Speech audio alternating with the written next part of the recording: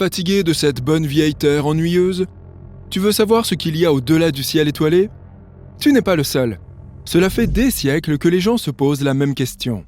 Heureusement, les scientifiques ont tout prévu. Ils ont découvert un grand nombre d'endroits étonnants situés à des années-lumière de notre planète bleue. Une année-lumière, c'est environ 9 trillions de kilomètres. Époustouflant, non? Alors, monte! Le vaisseau spatial de la connaissance s'apprête à décoller. Ton premier arrêt se situe à 2,5 milliards d'années-lumière de la Terre. Il s'agit d'un quasar, l'un des objets les plus brillants de l'univers et le premier à avoir été découvert. Un quasar n'est pas une étoile, mais une galaxie lointaine. Cet objet extrêmement brillant tire son énergie d'un trou noir supermassif. Un disque de matière tourbillonne autour du trou noir et crée une friction. C'est un peu comme lorsque tu as froid et que tu frottes tes mains l'une contre l'autre pour te réchauffer. La friction entre les paumes crée de la chaleur, ce qui procure une sensation de bien-être et de confort. La même chose se produit dans le quasar, mais la quantité de chaleur est plus importante, bien plus importante. J'espère que tu n'as pas oublié d'emporter de la crème solaire. La température au cœur de ce quasar peut atteindre 10 trillions de degrés Celsius. Cet objet brille 100 fois plus que toutes les étoiles de sa galaxie réunies. Il est temps de baisser un peu la température. Moins 272 degrés Celsius pour être précis. C'est la température d'une jeune nébuleuse planétaire appelée nébuleuse du Boomerang. Elle se trouve à 5000 années-lumière de la Terre. Le télescope spatial Hubble de la NASA a pris des images de cette formation en 1998. Elle est composée de gaz provenant d'une étoile en fin de vie. À l'intérieur de la nébuleuse, il y a plus de vent que dans la ville des vents. Les vents atteignent des vitesses de 500 000 km/h. Et c'est à eux que l'on doit les températures glaciales de la nébuleuse. Les chercheurs ont été impressionnés de découvrir que la température de la nébuleuse du Boomerang est à peine supérieure d'1 degré au zéro absolu. Le 0 Kelvin devrait être la température la plus froide possible. C'est le point où toute activité moléculaire et atomique s'arrête. Brrr! Cela donne envie d'augmenter le thermostat de son vaisseau spatial. Ensuite, tu vas te rendre dans un endroit que tu n'as pas forcément envie de visiter. Je suis désolé. Il s'agit du trou noir le plus massif. Ce géant est situé au cœur d'une grande galaxie à quelques 10,4 milliards d'années-lumière de notre planète. Sa masse est 66 milliards de fois supérieure à celle du Soleil. De quoi faire rougir de honte le trou noir supermassif de notre galaxie. La masse de ce dernier n'est que 4,5 millions de fois supérieure à celle du Soleil. Mais mieux vaut ne pas s'en approcher, car les trous noirs se nourrissent de matière. En calculant la quantité de matière qu'ils consomment, les scientifiques peuvent déterminer leur taux d'expansion. Et ces trous noirs ont un sacré appétit. Les astronomes pensent que des trous noirs supermassifs se cachent quelque part dans l'univers. S'ils existent vraiment, leur masse est estimée à plus de 100 milliards de fois celle du Soleil.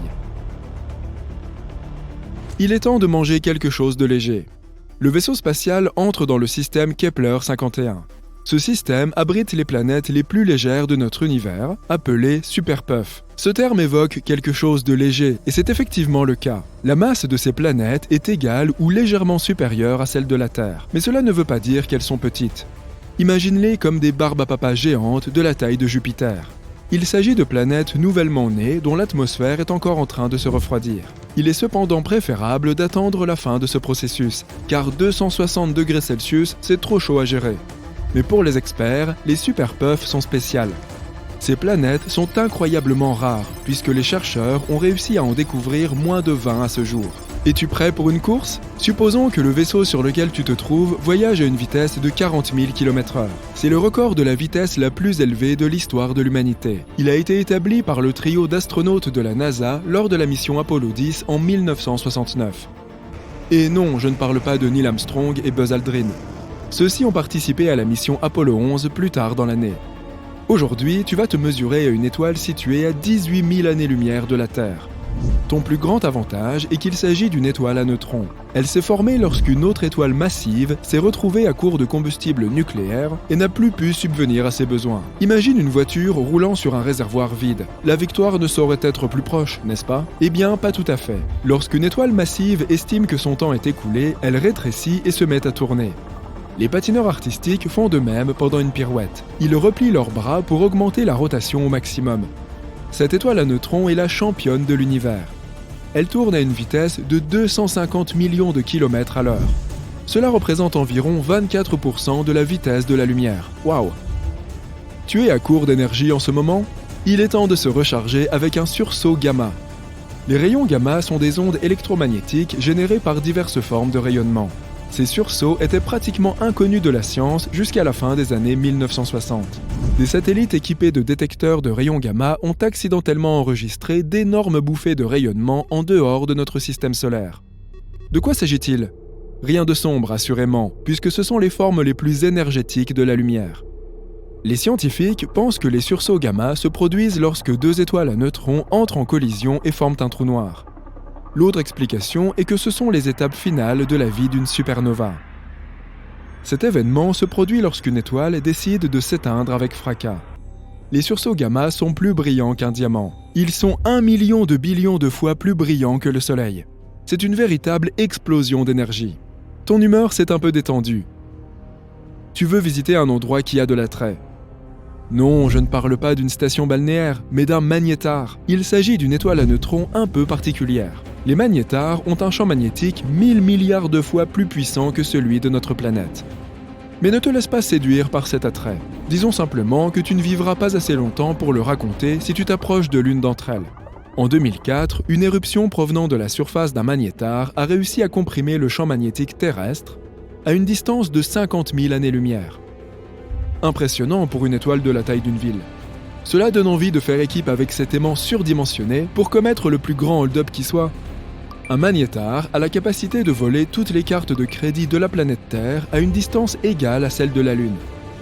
Heureusement pour les humains, la NASA n'a découvert que 31 de ces étoiles à ce jour. Tu as à peine échappé à l'attraction d'un magnétar. Soudain, tu ressens une force étrange qui t'éloigne de ton point d'attache. Il s'agit du grand attracteur, l'un des plus grands mystères de l'univers. Cette irrégularité gravitationnelle massive nous attire de plus en plus près d'elle depuis des milliards d'années. Les scientifiques estiment que le grand attracteur est situé au centre du superamas Laniakea. Ce nom signifie « ciel incommensurable » en hawaïen. Il représente un gigantesque ensemble de planètes, d'étoiles et d'astéroïdes. Notre galaxie, la Voie lactée, n'est qu'une tache dans cet énorme superamas. Selon la théorie du Big Bang, pas la sitcom mais la vraie théorie, l'univers s'est développé dans toutes les directions. Mais le mystérieux grand attracteur ralentit les choses. De quelle manière exactement? Les chercheurs n'ont pas encore trouvé la réponse à cette question. Le bon côté des choses, c'est qu'ils savent bien nommer ces phénomènes. La fin de l'univers s'appellerait le Big Crunch, à supposer qu'il y ait encore quelqu'un pour l'appeler ainsi. Ton voyage s'achève lui aussi aux confins de l'univers. La galaxie la plus éloignée de la Terre est également la plus ancienne. Les galaxies qui se sont formées en premier après le Big Bang sont celles qui ont dérivé le plus loin. Ainsi, chaque fois que les télescopes de pointe détectent un point très éloigné, ils donnent aux scientifiques une image des origines de l'univers.